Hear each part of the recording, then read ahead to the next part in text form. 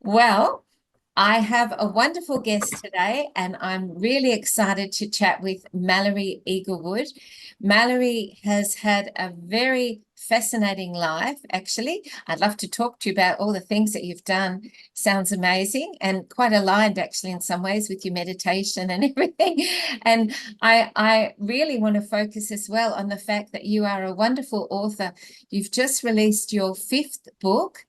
And you have been the winner or the recipient of awards with your book. You were the winner of an Author of the Year award from the Province newspaper, and that is very impressive. Your book also, your latest book that you've just released, which I'm really excited to chat to you about, is called, and I'm going to put it up on the screen here so people can see. It's called The Throwaway People. Here it is, or Throwaway People.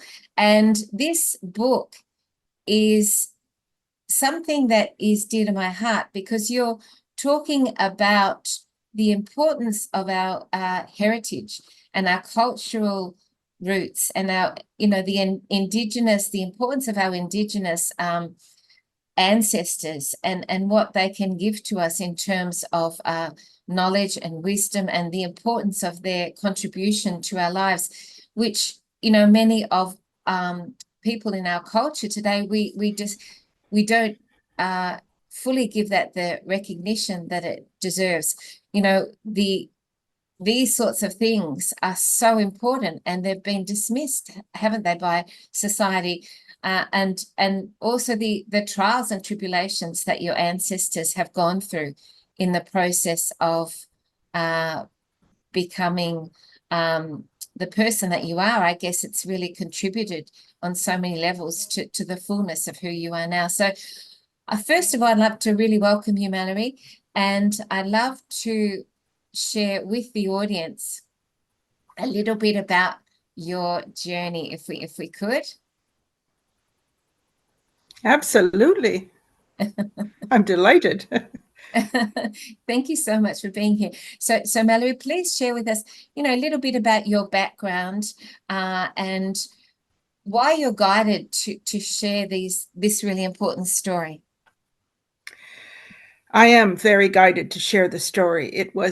It's extremely personal. When I was growing up, it was the norm that we hushed up the fact that my grandmother was First Nations. Even as a young child, this bothered me, but of course I had no say. But it struck me. And this book has been a long time in the making because it's my, what you say, recompense for that, her never having a voice or respect.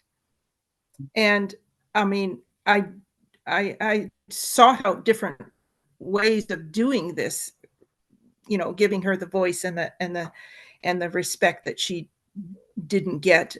And I finally, my way would be to write about it. And so the book is extremely personal. Well, that would make it even more powerful, I believe, when it comes from that space of the heart. So a little bit about your background. Where did you grow up, and what was a bit about your journey? You've had a fascinating journey by the sound of it. I love it. I love that you mentioned that you were an officer in the Canadian military, then you were a meditation mentor in a Buddhist abbey, which are sort of seemingly diametrically opposed. And then you're dealing with a gunman in the Syrian desert, and then you met a couple of sharks at 30 feet below the surface of Bali. That would have been an experience. Oh, it was wonderful. It's a wonderful experience. My parents had been sailing around the South Pacific, and it's in a book that I wrote called The Good Life in the 70s. And I went down periodically to visit them. And Mom and I would scuba dive together. The father couldn't because he had been in the war and his ears wouldn't allow him to scuba dive. So she and I did. And we're scuba diving around looking at these pretty fish. And there's millions of these pretty little fish, little yellow ones. And we're just looking at them, and out through this cloud of fish come two giant sharks. I mean, they were as big as my mother, I mean, and we sat there for a minute because there's nothing we're going to be able to do at this minute. But, they weren't interested. They had all these fish to eat for lunch that wouldn't fight back. Why would they fight with us? So Yeah. it turned out to be okay, but it was an experience. Yes. Oh, it would have been. Yes.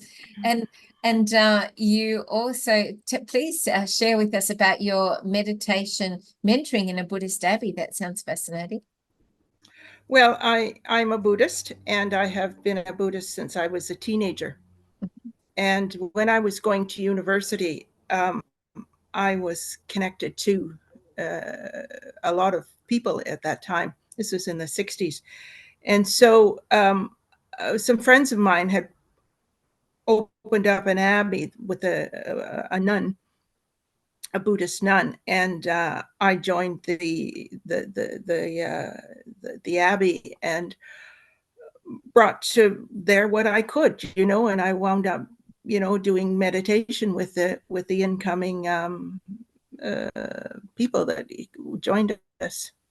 Oh, how wonderful. It's an awesome thing. Meditation is very much a part of my life.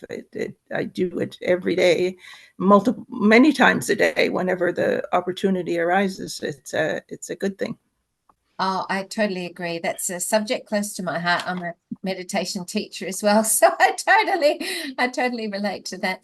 And you, along the way, you've lived and worked in Scotland, England, and Greece. You're a grandmother of 3. You're currently a full-time writer living in a small red cabin. This sounds idyllic.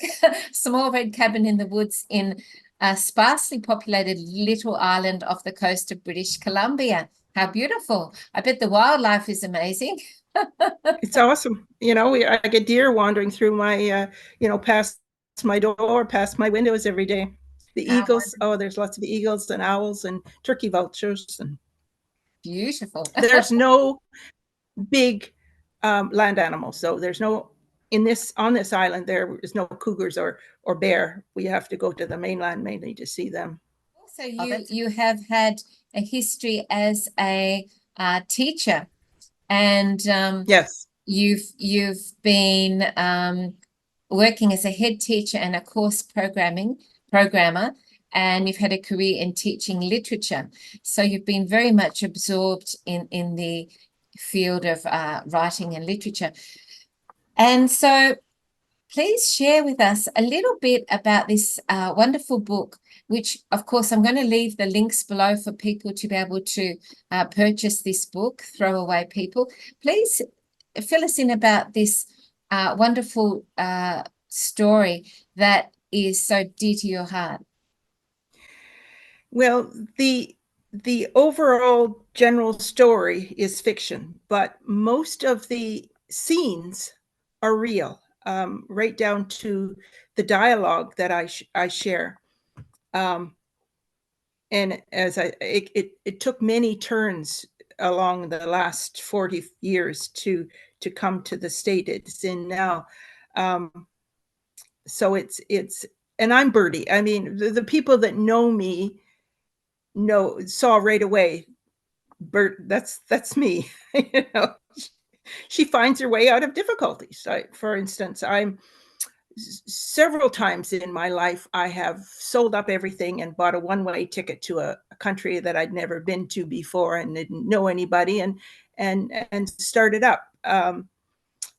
That's very brave. I was never afraid of that sort of thing. Other things are very fearful to me, but that was okay because, I've had enough experience to know that you can find wonderful people. If you need to find them, they're there, and you just have to open your heart to them, and they'll come. And if you need help, they'll help you.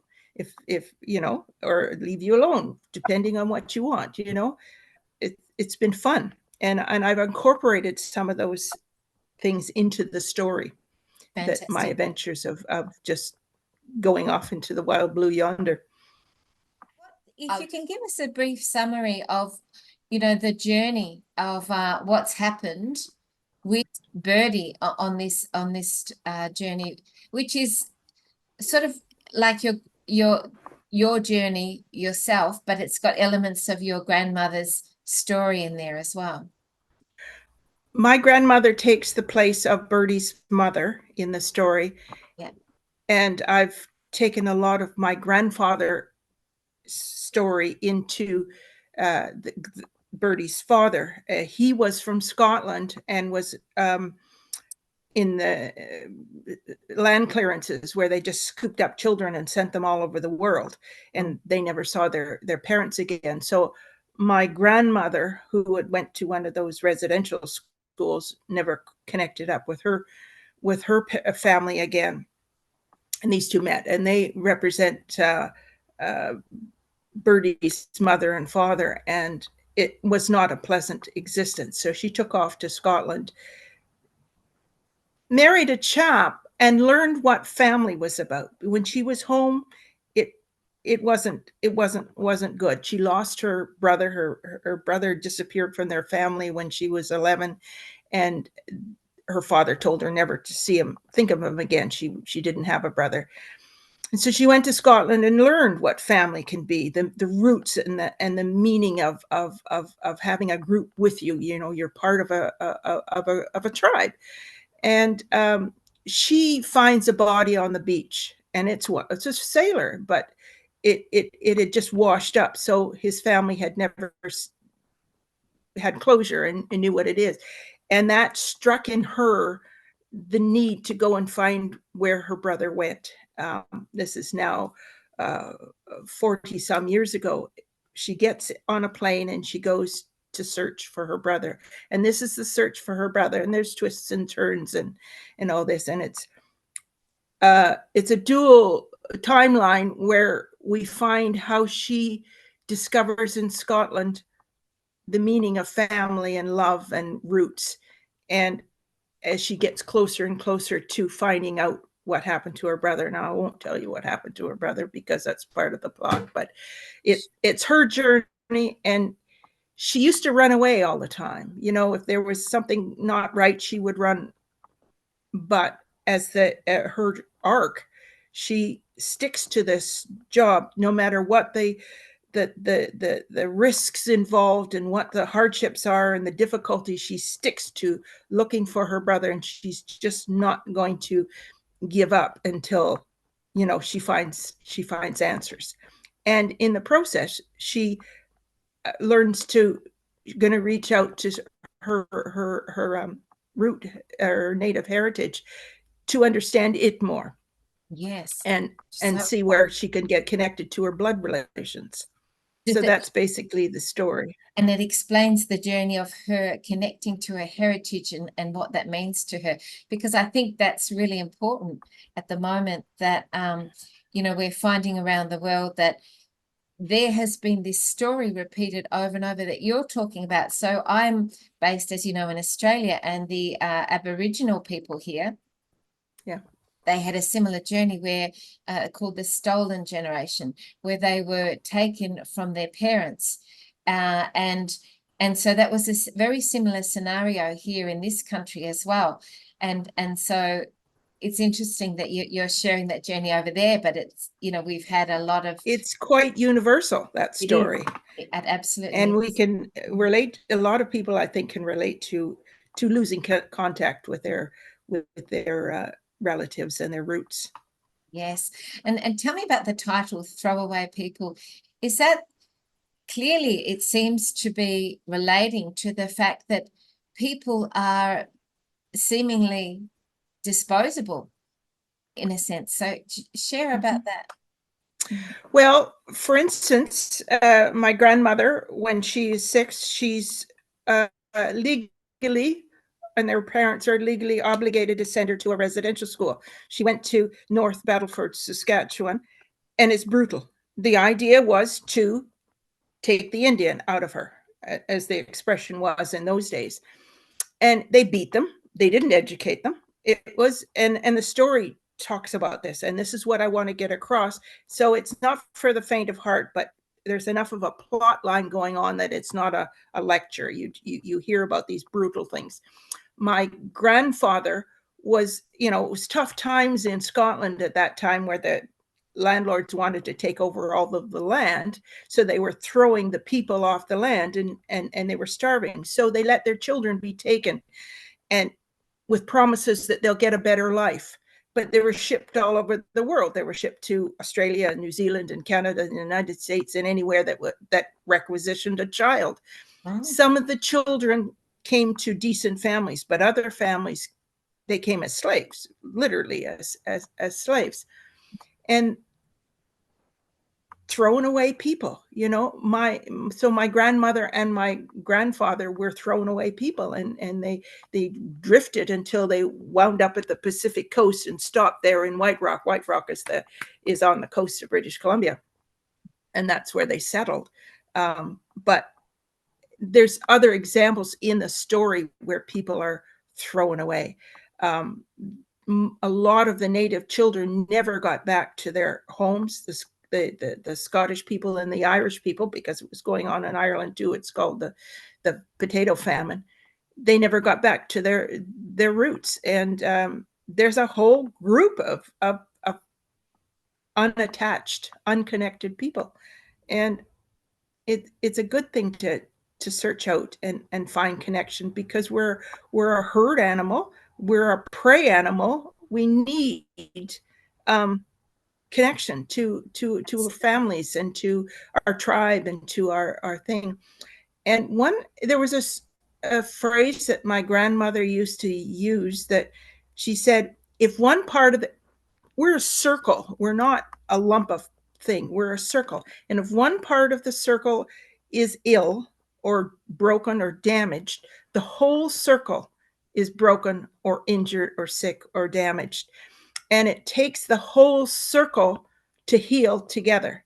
We can't do it by, oh yeah, you need to go to a hospital, you need to go to a psychologist, you need to get a job. We do it as a group, as the whole circle. And she considered everything part of our cousins, trees, animals. And in that, we have lost respect for, or never had respect for, some of these other creatures. And I even think she had stones in there as being our cousins. She died in 1993, and some of what she had said is hard to retrieve. But I'm sure she thought the stones were, because they come and they go and they break apart, and they, it was a whole, the whole philosophy was we're all in this boat together, like the spirit of Haida Gwaii is a huge statue from Bill Reed. He's a British Columbia sculpturist, and there's a copy of it in central New York. There's a copy of it in many places. It's called The Spirit of Haida Gwaii, in which there's a canoe, and there's many different critters in that canoe trying to paddle. And it's like the canoe is the earth. And although we don't communicate well, we've got broken languages, we don't understand each other, we want to fight, we want to this, that. We're really all struggling, trying to paddle this canoe towards some sort of happiness. And we've got to do it as one group. We can't solve a problem by pointing fingers. We raise the next generation as a group. The school, the parent, the community, the city, the state, it's all connected, and we can't separate this. And as soon as somebody does something wrong, oh, you've done that. No, we're all connected to this, and we have to solve it together. So we want the circle to heal, and this is my contribution to helping the circle heal. That's beautiful, Mallory.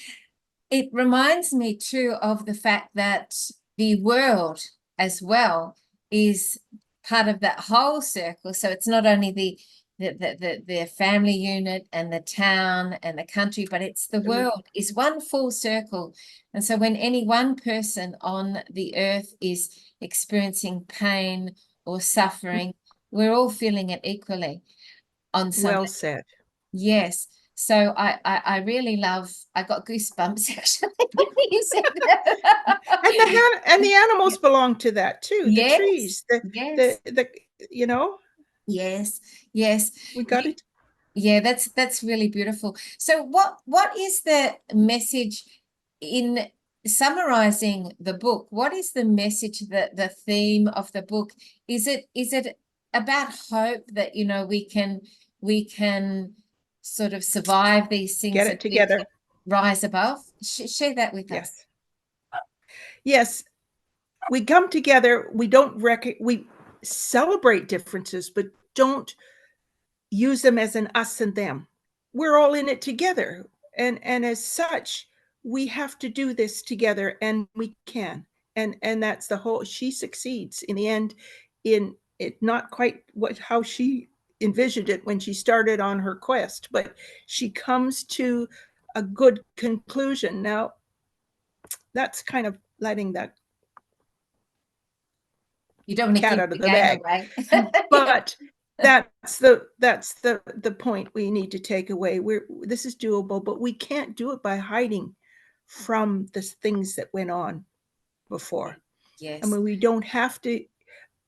I mean, even the people that did what they did to these kids are suffering too. You know, there's still racism going on, and you know, they can't come to, or some people can't come to a healing place because of guilt or shame, or you know, and all these things have to be recognized. That's part of being human. We're flawed, and we're on a canoe trying to aim towards some kind of a better life. And you know, we just keep on doing, keep on doing. We'll go someplace. Yes, And yes, it's hopeful. Yes. yes, yes. That's beautiful, beautiful message. Your name I love, Eaglewood, and you love eagles. You've got eagles surrounding you. So is that your totem, the eagle? No, I wouldn't think so. I don't know what my totem is. Um, I would think there would have to be a moose in there for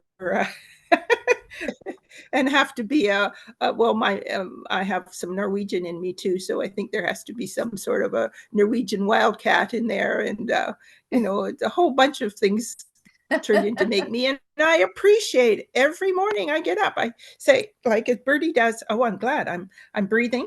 I have this in my life and that in my life, and I'm really very, very fortunate.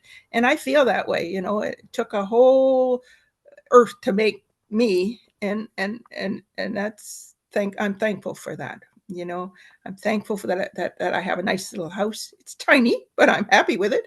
I have an old car. It gets me from A to B. I'm happy. You know, I'm grateful for what I have in my life. You know, I love that you're doing your soul mission, which is writing.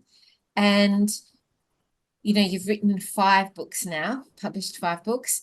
And so, you know, for someone to be able to realize their, you know, their soul mission, I think that that's a really important message as well, because it's not always easy to be artistic or creative in the society that we live in, because we're not really remunerated for it in the way that we should be.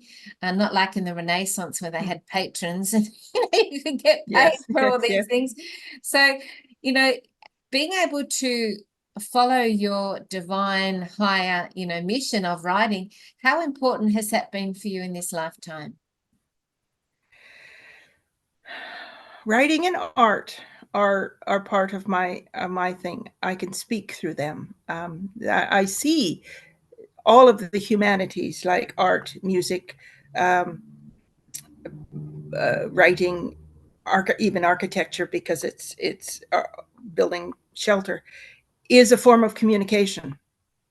And I find that easier for me to communicate with art and writing. And can I just add that there's 6 books. There's Oh, not just really? Oh, 5. so The 6th book cool. has been published, but it's not on the shelves yet. Um, it's a book of French poetry, and Oh, beautiful. it's about love. And both the Oiseau Mouche, which is the French one, and Hummingbirds too, is all the various different kinds of love. It's not just romantic, but it's also between a person and a brother, or a pet and a person. It's about uh, love that doesn't work, about love that has worked very well and sometimes it disintegrates. And it's all about the huge expanse of this word love. I mean, we've been trying for thousands and thousands and thousands of years to describe it, and that's why there's music and poetry and all the rest of it, and it's an intriguing subject. I mean, how do you pinpoint what it is? It's an Uh-huh. experiential thing. It's a bit like meditation. It's an experiential thing. It's not an educative tool. It's an experiential, and that's important for us. That's how we communicate. Yes, I really love that you've written about love in that way. In the English language, there's like one word for love pretty much, but you go to the sort of Italian, apparently there's like 50 variations of the word love in all its different forms. So I think we're very limited with the English language and that word of what it actually means, because there's so many, as you say, variations of what love is. And so we're limited in expressing that here. Well, we can get around that, with affection, touch, fondness, caress. And music and Um, art, that oh expressing. yeah, music Yes, expresses it so well. it Music does. expresses any kind of emotion, but yeah, it can do love too. Yes, beautiful. What would you like to share with the audience at the moment in terms of your own personal insights and wisdom that you've gained from not only this lifetime, but many lifetimes accumulated? What can you share with people listening today that is your sort of wisdom about what's happening in the world at the moment, and what we need to be able to learn from this? I think one of the things that are lacking is appreciation, gratitude. It makes a big difference on every aspect of your life if you start out the morning saying, I am grateful for being here. I am grateful for the experiences that I'm going to have today, and enjoy them. And that breeds respect for all of the things that come at you throughout the day, each individual person. If you respect and appreciate a person who's being horrible to you, you say, oh, that person has to have be not happy inside themselves, and maybe some compassion might be the appropriate answer, or maybe walk away. You don't want them to hit you, but um, we're so easily guided towards the us and the them. They're not right, and that's not right, because we want to manipulate our environment. And it's a simple thing. We are a prey animal, and we think it's easier to or to be safer if we manipulate our environment to the way we think it should be to make it safe. Although I think we've gone off the rails a bit, because bigger cars, bigger houses, more this, more that Yeah. is not making life safer. It's making it less safe because somebody wants to come and take it away from you. So if you appreciate, oh, I've got enough. I'm good enough. Yeah. And I'm afraid a lot of people don't think that they're good enough. And let's forget. Let's not go from there to someplace else. Start out with, wow, I'm breathing. What am I going to do today to make my life better? Or, better in the sense of good, not more stuff, but how can I help somebody? Maybe I can alleviate somebody who's suffering, or maybe I can go and put a coin in a those meters, where you park your car, or pat a dog on the head or something. Yes. We've got ample opportunity in every second of our existence to be a good person. And maybe we should try that, because we haven't succeeded in creating peace with a gun. We're going to keep on doing the same thing over and over and over again. Well, I don't think maybe that's the right way to go. So let's try something else. Smile at somebody, wave at them, give them a compliment or something. It's beautiful. Yes, very true. Some wonderful words there, Mallory. Thank you. I'd like to share, before we go, again, your beautiful books that you've written here. And I'm just going to bring them up on the screen. So you have, first of all, your Throwaway People, which is available here on Kindle. All the links will be below. And then you've got the hardcover as well, and the paperback. You've got your book of Poetry and Art, Hummingbirds. And I also have a poetry book too that's been published, Mallory, so I can relate. I'll go look that up. And Hummingbirds too, you have there. And then volume 1 of Hummingbirds. I love hummingbirds. They're beautiful creatures, and pretty amazing too. And then you've got The Good Life, Sailing in the South Pacific in the Good Ship Marlish, and Pink Pistachios. What is Pink Pistachios? What an interesting title, Pink Pistachios. Pink Pistachios is a real story. I call it a novel, but when back in the 70s, I had a girlfriend. This was just after university, and she committed suicide by going into the bushes, dousing herself with gasoline, and lighting herself on fire. Oh, how horrific. I have tried and tried and tried to adjust that in my head, because it's just too horrible. And I started out with a poem, and then I went to a short story, and then I went to a play, a 1-act play, a 3-act play, and then a full novel of what happened, and leading up to that, in hopes to make it easier for me to swallow. And so it's not happy. But if you want a happy book, go read The Good Life. You'll laugh from beginning to end. It's fun. It's exciting. You meet fabulous people. As I say, my parents went sailing in the 70s, and you're in a small boat in the middle of the ocean, and there's nothing there. And by the time you have memorized all the nicks and cracks in your boat, you have to eventually come down to thinking, self thinking about yourself, and Yes. where you're about. And it is a scary thing to do, but it will happen eventually. But Wow, interesting. all in all, they meet fabulous people. Some people that did dancing for them on a tiny little island, and gave them a feast, and all of this, and they were so hospitable and generous. And then there was a man that lived by himself, all by himself, for 20-30 years on one island, and he was a fascinating man. He was from New Zealand. After the First World War, he didn't want to deal with people in cities and things, and he self-sufficient, lived on an island all by himself. He was a fascinating human being, and it talks about this, but it's all fun. You can read a story before you go to bed and have a little chuckle while you're falling into sleep. Oh, that's lovely. That reminds me, when you were talking about being on the boat, is when you go into the desert, a similar thing happens, because there's nothing around you. It's all emptiness, and you're forced, in a sense, to go inward and do some inner work, which is what, the whole pandemic did when people were in lockdown as well. They had to sort of go inward, a lot of people, which was a good thing. It was a positive thing. So yeah, you've made some wonderful points. The humanity in your work is what I love. There's so much exploration of humanity, and probably the good side and the bad side.